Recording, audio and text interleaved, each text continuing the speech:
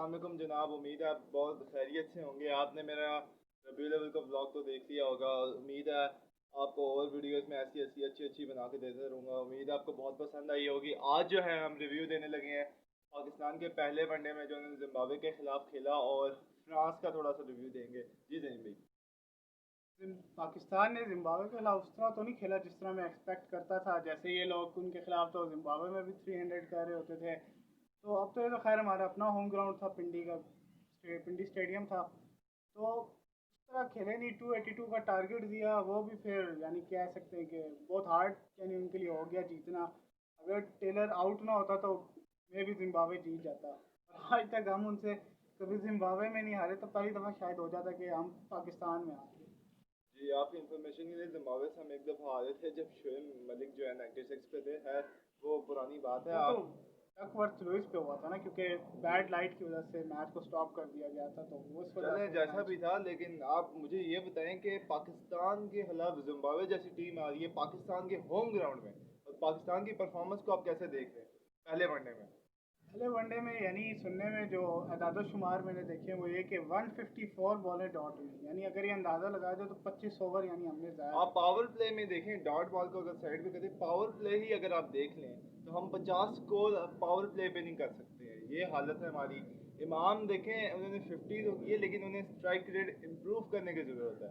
और फ़खर को चले अच्छा, बहुत अच्छा ये मैं स्टेप लूँगा कि आपने आबिद अली को खिलाया, चांस दिया है, लेकिन उन्हें भी चाहिए कि टेस्ट के जोन से निकल आए। क्योंकि आप अगर काफ़ी अरसे बाद वनडे खेल रहे हैं तो अटैकिंग क्रिकेट को साथ जहन में रखना है। ऐसा नहीं करना कि आप खेलते जाएं स्टॉप स्टॉप। और अगर मैं आपको ये भी बता दूं, जिम्बाब्वे थोड़ा सा एफर्ट और कर लेता, वो पाकिस्तान को हरा देता। सिर्फ 26 रन से जीता है पाकिस्तान। क्या कहेंगे जहीन भाई? वही है, जिस तरह टेलर ने सेंचुरी की, हमारा तो अनफॉर्चुनेटली कोई भी प्लेयर सेंचुरी नहीं कर सका, ठीक है। दूसरी बात यह कि अब अगर देखें तो क्रिकेट तो अब आहिस्ता आहिस्ता बदलती जा रही है। वो दौर नहीं रहा कि आप 250 रन भी करें वो भी डिफेंड आपसे कर लिया जाएगा। अब तो अगर देखा जाए तो 300 के टारगेट भी आराम से चेज हो जाते हैं, कोई वो अब इतनी बड़ी बात नहीं रही। तो इंग्लैंड ऑस्ट्रेलिया की टीमें 400 किए जा रही हैं, और हम है कि अभी 200 के जोन से बड़ी मुश्किल से हम बाहर निकल वो पाए। भी जिम्बाब्वे के खिलाफ अपने होम ग्राउंड में। पिंडी की पिच कहते हैं कि तेज है, तेज पिच है, 350 वाली पिच है, यानी खेल सकते हैं।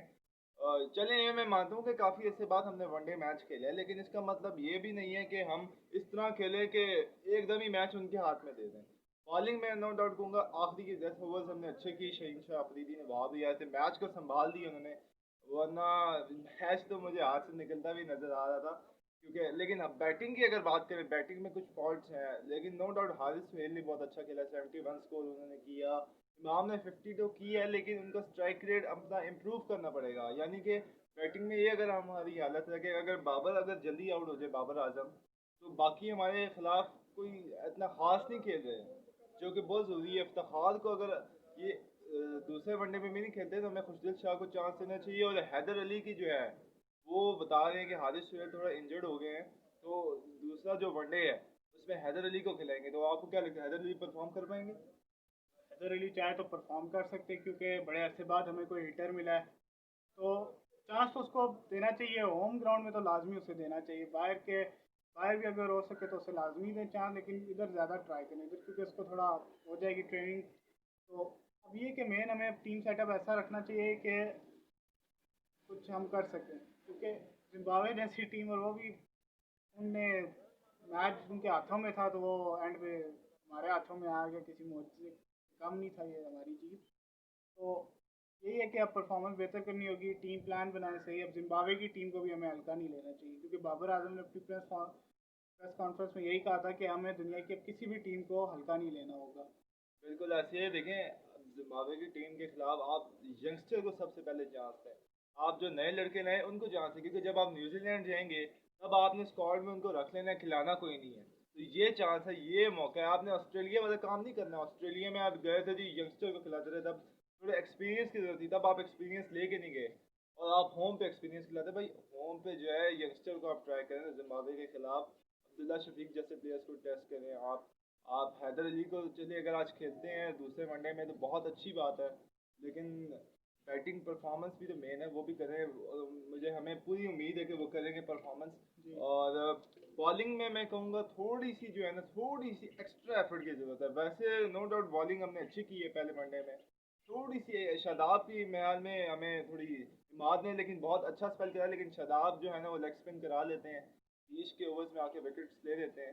लेकिन क्या पता अब आज खेलते हैं कि नहीं खेलते कोई पता नहीं, लेकिन बॉलिंग में थोड़ी सी मैं कहूँगा ज़रा सा जो है ना टच हमें एक्स्ट्रा गुड एफर्ट करने की ज़रूरत है, वरना बॉलिंग डाउनलोड अच्छी थी, बैटिंग को काफ़ी इंप्रूव होने की ज़रूरत है। अगर बाबर नहीं खेलते हैं तो बाकी बैट्समैन को भी जिम्मेदारी लें तो वो खेलें और अच्छे स्ट्राइक रेट के साथ खेलें। प्रेशर है तब भी आप देखें, मैं हमेशा से एक चीज़ देखता रहा हूँ ऑस्ट्रेलिया की टीम में, इंग्लैंड की टीम में, अगर उनके शुरू में 4 आउट हो जाते हैं ना, तो वो कम से कम रन्स को साथ साथ चलाते हैं। यूँ नहीं करते कि एक जगह आगे डॉट बॉल्स खेलना शुरू कर, वो रन साथ साथ बनाते रहते हैं। यानी कि अगर 30 ओवर्स हो चुके हैं, उनके 150 180 रन होंगे, ऐसा नहीं है कि वो रन रोक देंगे, बेशक उतने 4-5 आउट हुए हो शुरू में, वो जिसकी वजह से वो 50 ओवर में अच्छे खासे रन बना के दूसरी टीम पे प्रेशर डालते हैं। ये टीम, ये जो चीज़ है हमारी टीम नहीं कर पा रही, इस चीज़ को करने की ज़रूरत है। और जिम्बाब्वे के खिलाफ हम तो जिम्बाब्वे में 400 कर गए थे, पाकिस्तान में भी अगर हम ना करें तो अजीब ही होगा कि हमारा होम ग्राउंड है। और न्यूजीलैंड की मैं बात कर रहा था कि न्यूजीलैंड हमने जाना है, वहाँ पर भी हमें अगर ऐसी क्रिकेट खेली, वो जिस तरह के उनके ओपनर्स खेलते हैं, वो तो खुद ही मेरे हाल में 20-30 ओवर में मैच खत्म कर देंगे। क्या कहेंगे जहीन भाई न्यूजीलैंड के बारे में? यही है उनका तो तकरीबन, अगर कहा जाए ये ऑस्ट्रेलिया है, इंग्लैंड है और न्यूजीलैंड की टीमें हैं, इनके तो तकरीबन एंड तक की बॉलर्स तक भी मैं कह सकता हूँ कि बैट्समैन टेलेंडर्स भी बहुत अच्छा खेल बहुत लेते अच्छा हैं। खेल जाते हैं। तो हमें भी ऐसे ही करना चाहिए कि हमें भी अपने टेल एंड को थोड़ा सा बैटिंग के लिए रेडी रखना चाहिए। टेल एंड को भी देखें, उससे भी ज़्यादा ज़रूरी है हमारे बैट्समैन तैयार हों, क्योंकि आप बाकी टीम के टॉप ऑर्डर्स देखें कितनी ज़बरदस्त उनकी एवरेज है। एवरेज समेत आप स्ट्राइक रेट उनका उठा के देख लें, कितना ज़बरदस्त है। उनके अगर उनके ओपनर ही इतने अच्छे हैं कि वो अच्छा खेल जाते हैं, तो ओपनर ही अगर अच्छा खेल जाते हैं तो अक्सर टेल एंड को तो आने की ज़रूरत, मिडिल ऑर्डर को भी अक्सर आने की ज़रूरत नहीं पड़ती।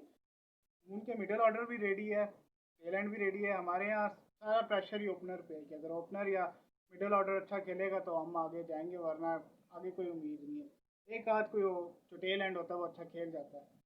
जी, तो ये हमारा रिव्यू था आज पाकिस्तान और जिम्बाब्वे के बारे में। अब हम थोड़ा सा आपको रिव्यू बताएंगे फ्रांस के बारे में। वैसे तो मैंने अपने ब्लॉग में भी आपको बताया था फ्रांस के बारे में, लेकिन उन्होंने जो हरकत की है, मैं समझता हूँ कि अगर मैं हर वीडियो में भी डालूँ ना ये चीज़, वो कम होगी। ऐसे ही जिम भाई? देखिए फ्रीडम, बात तो आपकी बिल्कुल ठीक है, कम हम जितना भी करें, क्योंकि हजूर सल्लम की के नाम पे तो मुसलमानों की जानें कुर्बान है। मेन ये कि अगर यूरोप में फ्रीडम ऑफ स्पीच है तो एक हद तक होनी चाहिए ना, लेकिन अगर है तो इंसाफ रखो।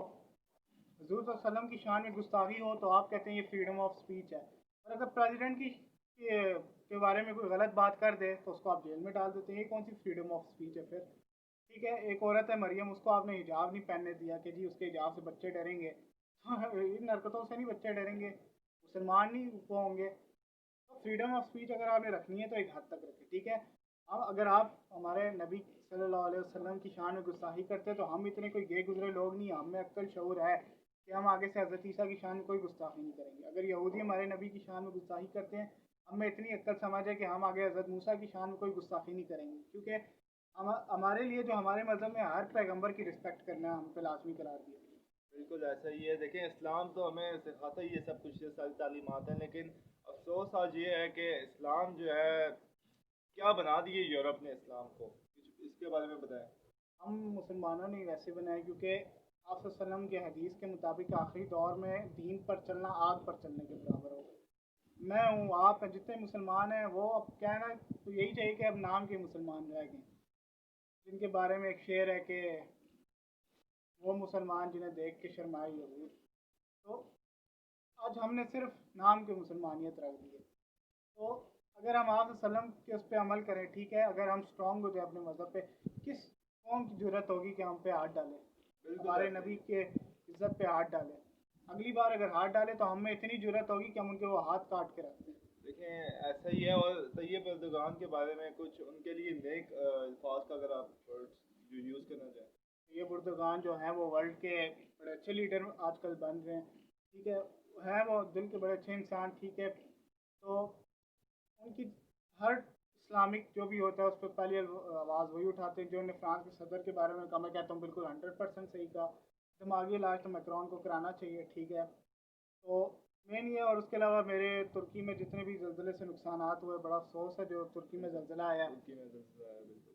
अगर कुछ लोग जो वफात पाई, अल्लाह उनके दर्जात बुलंद करे। आमीन। और जो ज़ख्मी हैं अल्लाह उनको सेहतयाबी दे। और यही कहेंगे फ्रांस के सदर को हम अपनी तौर पे क्या मैसेज दे सकते हैं? यही मैं कहना चाहूँगा कि अगर फ्रीडम ऑफ स्पीच है तो या तो बराबर रखें, अगर आपके बारे में कोई गलत बात कर रहा है वो भी सुनने की बर्दाश्त रखें, अगर उनकी शान में गुस्ताखी है तो उसको रोकें, फिर आप अपने बारे में जो मर्जी बंदा कि आप उसको बेशक जेल में डालें, लेकिन फ्रीडम ऑफ स्पीच रखें तो बराबर रखें, ठीक है। पहली बात तो ये रिलीजन को आप अटैक ही ना करें, ठीक है।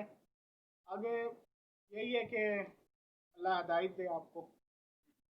तो यही था आज हमारा रिव्यू पाकिस्तान और जिम्बाब्वे के। हमने पहले वनडे के बारे में बताया, फिर थोड़ा सा दूसरे वनडे के बारे में बताया और फ्रांस का हमने आज आपको बताया है। उम्मीद है आपको मेरी जो है ये आज की वीडियो बहुत अच्छी लगी होगी, तो लाइक करें वीडियो को, शेयर करें और क्या इन्होंने करना है, आपका पेज लाइक फेसबुक पे। फेसबुक पे पेज लाइक करना है और उसके साथ साथ मेन जो चीज़ है सब्सक्राइब करना है चैनल को, क्योंकि आप सब्सक्राइब मुझे सख्त ज़रूरत है आपके सपोर्ट की। आपके सपोर्ट के बगैर मैं कुछ भी नहीं हूँ, ठीक है। तो प्लीज़ सपोर्ट करें। आप जिन्होंने चैनल सब्सक्राइब कर दिए, मैं फिर से बोल रहा हूँ, वो अपने रिलेटिव्स को बोलें, फ्रेंड्स को बोलें। मैं पूरी कोशिश करूँगा, मैं पूरी जान मार दूँगा आपको अच्छी वीडियो देने की, एंटरटेन करने की। आप मुझे कमेंट्स में बताएं किस तरह की वीडियो आप चाहते हैं, मैं पूरी कोशिश करूँगा वैसी ही वीडियो बनाऊँगा। और ऐसी बात भी नहीं है कि मैं सबके कमेंट्स नहीं पढ़ता। कुछ लोग हैं जो कहते हैं वे कमेंट्स नहीं पढ़े, मैं सबके पढ़ता हूँ, लेकिन जवाब तो अनफॉर्चुनेटली सबको नहीं दे सकता, मैं कुछ लोगों को दे सकता हूँ। तो कोशिश मेरी पूरी है आपसे सबको दूँ, जितना मैं कर सकता हूँ करूँ। और यही था मेरी तरफ से आज की। तो अस्सलाम वालेकुम।